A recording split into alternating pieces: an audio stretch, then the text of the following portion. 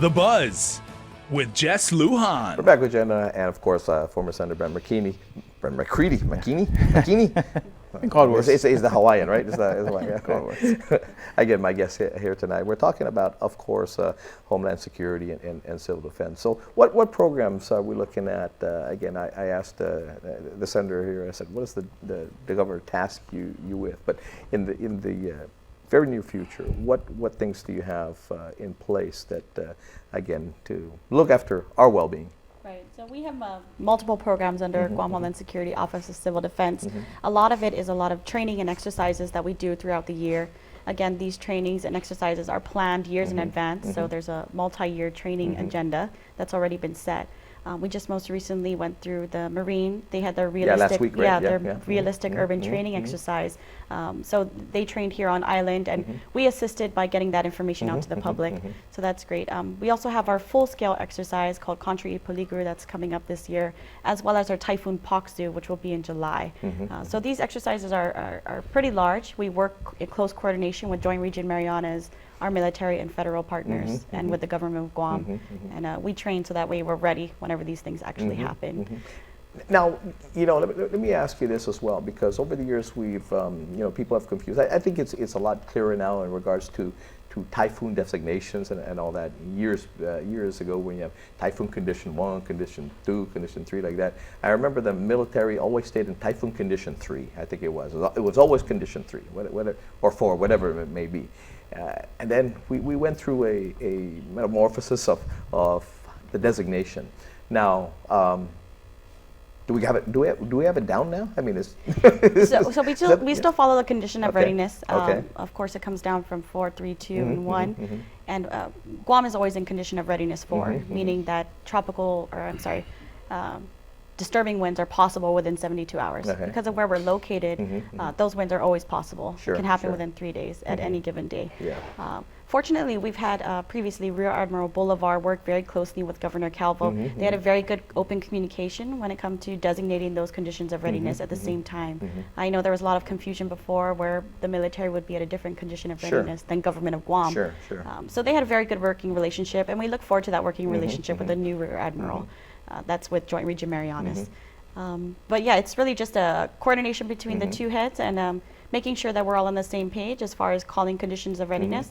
For government of Guam, of course, there are a lot of stipulations we think of. Children are still in schools, and often those DOE schools are used as shelters during times of emergency. So those are things that come into consideration when they have their discussions up at the top. Nationally, when we're looking at the weather, I mean, weather's pretty devastating back. Look at the way we're dressed now, right? As opposed to them. And they say this is a polar vortex, I think, that's happening this year, and they expect it, snowfall to be pretty high this year. How is that going to affect weather? I mean, maybe this is not your entity, but you work closer to those folks than us. So how is that weather, because we're talking about global warming, this is all a result of that, how is that severe polar vortex weather going to affect us in a positive, negative way? What do they foresee? So we do work very closely with the National Weather Service. A lot of our seminars and workshops, climate change is definitely an issue, and it's something that we address and we recognize it to be a reality.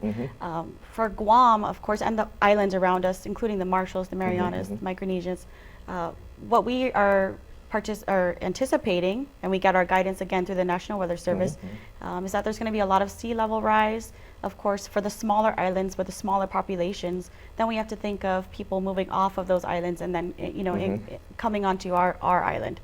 So it's not just what's going to happen to our island, but we need to see the effects that it's going to occur around us, because then eventually those people will start making their way towards our island. And then we need to think about our economy. What is that going to do for us, our school systems? But again, these are things that can happen within the next 50 years. Sure.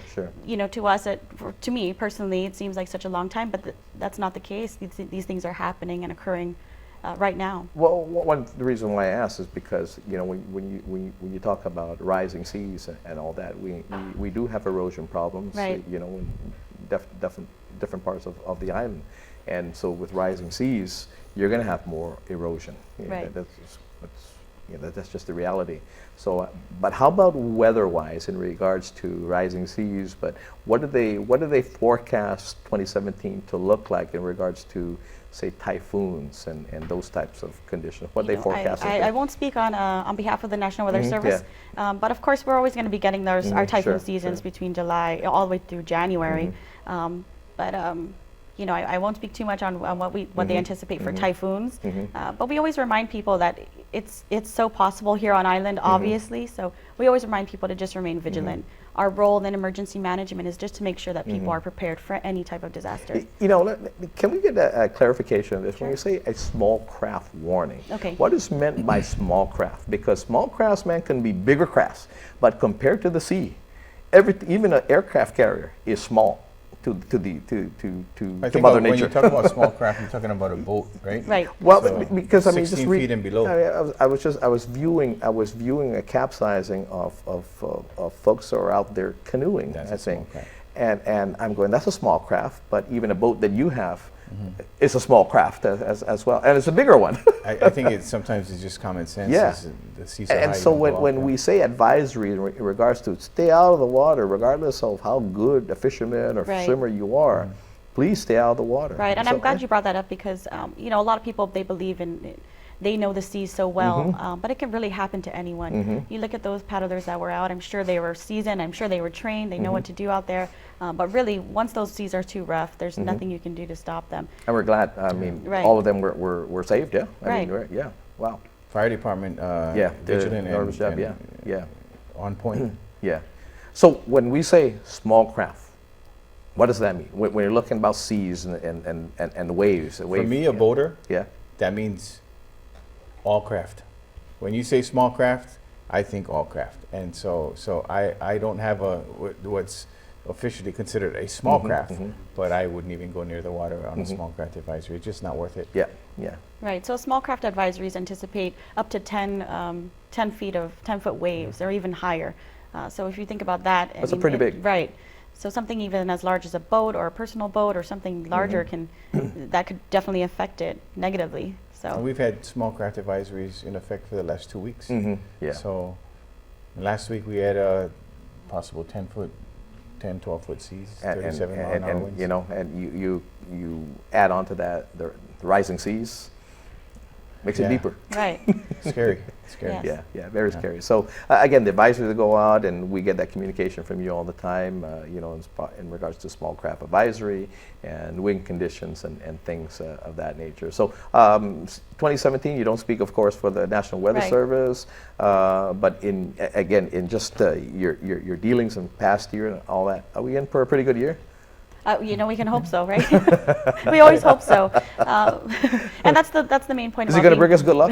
One thing's for certain, that if there is going to be an emergency, she's going to have all the information. She's got all the information disseminated in a and you're going to be out, and you're going to be out there as well. I'll do everything that I can to make sure that we're safe. And during those times, we work with so many people. So my office then becomes what's called the Joint Information Center, which is comprised of so many other public information officers like myself. With the direction of the Governor's Communications Director, we push out information together. So we really become such a stronger entity when it comes to disasters.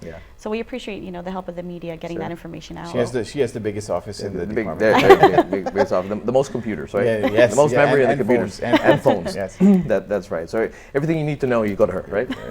Minister of Information. There we go. So I appreciate actually if down the line here, of course, you're going to have an opportunity to network with, of course, the newly appointed and of course elected officials, you know, from the new administration, the Trump administration. So if we get a better gauge on where we're going to go and how it's going to affect this, that you come back, and maybe if these folks are here in Guam, because I'm sure at some point you're going to invite them to come to Guam to absolutely to see what we have to offer here and how we need assistance and all that. That maybe you can bring them on our show and we can talk about that, because it'll be my first stop, Jess. Yeah, we like to know. We want to know. And you should know. Inquiring minds want to know, right? There we go. Anything else that you know, Jenna, that you want to bring up that people should know about Homeland Security? What again, for folks who want to see what you guys know, or maybe you guys are open for field trips too. We do conduct tours of our facility.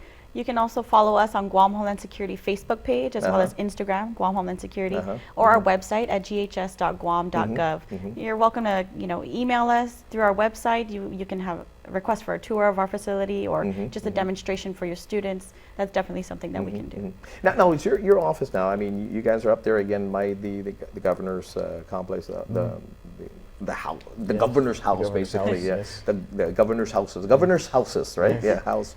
But anyway, I remember years back when that office really wasn't outfitted enough really for that, and they had to move to, I think, to the Guam Airport Authority to have their offices there. Now, you guys ready for disasters, and you guys man all the communications through that office? Fully operational, fully functional, and if need be, ready to address any type of issues.